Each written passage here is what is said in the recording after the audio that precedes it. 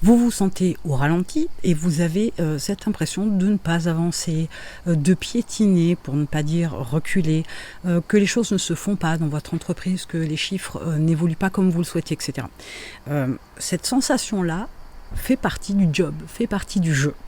Il y a quelquefois ce sentiment d'être au ralenti, mais vraiment, de ne pas avoir l'évolution qu'on avait précédemment, de ne pas avoir l'évolution qu'on souhaiterait avoir, de ne pas avoir le sentiment que les choses se font assez rapidement, et ça donne ce sentiment d'être au ralenti.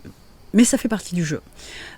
Pourquoi ? Parce que dans votre mode de fonctionnement, vous n'êtes pas tout seul à faire les choses, d'autres personnes dans votre équipe, salariés, prestataires, etc., d'autres personnes interviennent, ou des tiers comme l'administration, etc., d'autres personnes interviennent et elles ont aussi leur planning, elles ont aussi leurs actions.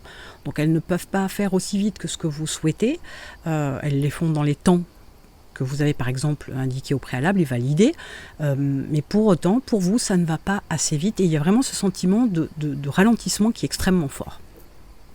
Chose importante, ce sentiment de manque de vitesse, de ralentissement, ça dépend dans quel sens on se place, il est important de comprendre que ça éprouve votre patience, et c'est quelque chose que vous devez absolument développer, la patience.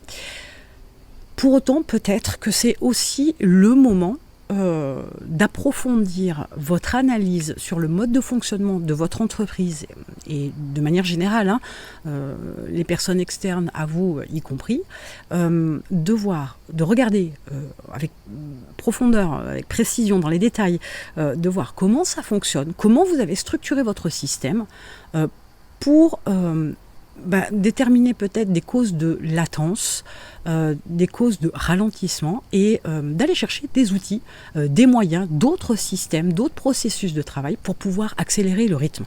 Et attention, on veut toujours ce sentiment de vitesse, cette volonté d'aller plus vite est toujours très très présente.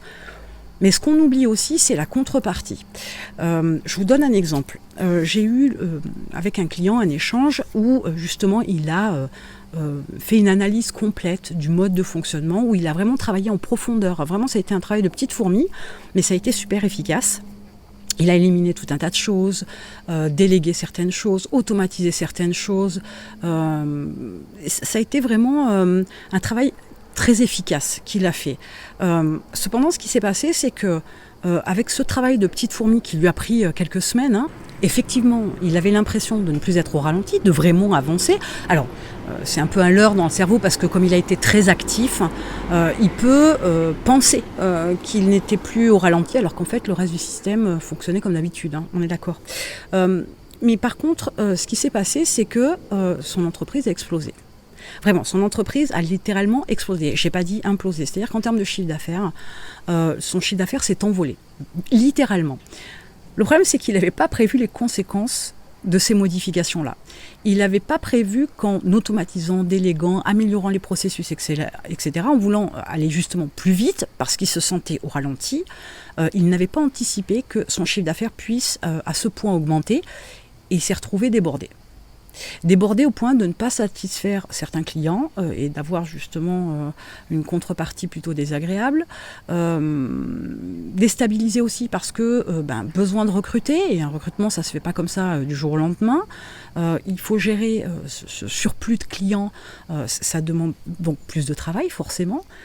Et ça l'a mis au ralenti, ça a eu l'effet qu'il voulait fuir justement, ça l'a mis au ralenti parce que d'un coup, il s'est senti, il a été aussi d'une certaine manière, mais il s'est surtout senti submergé. Et trop, c'est trop. Donc ça veut dire quoi cette histoire ? Ça veut dire tout simplement que c'est bien de vouloir aller plus vite, c'est bien de vouloir automatiser, c'est bien de vouloir déléguer, et que votre sentiment d'être au ralenti, etc., peut être bénéfique, on peut en tirer quelque chose. Mais à vouloir aller plus vite, et j'ai pas dit trop vite, à vouloir aller plus vite, toujours, et j'en ai déjà parlé précédemment, mais pensez toujours qu'il y a toujours des conséquences à vos actes. Alors oui, vous voulez augmenter votre chiffre d'affaires, mais faire exploser le chiffre d'affaires, ça peut arriver, c'est une des magies, entre autres aussi d'Internet, mais il faut penser à ça. Il faut imaginer si l'amélioration, les améliorations, la délégation, l'automatisation, etc. que vous mettez en place, ça va avoir des conséquences. Et si les conséquences étaient hyper, méga positives, et pas forcément négatives, parce qu'on a tendance à penser au négatif plutôt qu'autre chose. Et si ça faisait péter le compteur, ça veut dire aussi qu'il va falloir avoir du personnel, il va falloir peut-être aussi avoir une autre organisation. Et du coup, c'est quelque chose que vous pouvez anticiper. Après, ça match pas. Enfin, vous explosez votre chiffre d'affaires, tant mieux. Vous l'explosez pas, tant pis. Mais vous avez anticipé, c'est plutôt une bonne chose. Se sentir au ralenti, pour vous dire que, au final, c'est une sensation que vous avez. Mais vous ne l'êtes pas forcément. Peut-être que vous êtes sur le chemin que vous devez prendre, mais peut-être que c'est aussi l'occasion de se remettre en question. Ce sentiment d'être au ralenti, c'est souvent parce qu'on est frustré.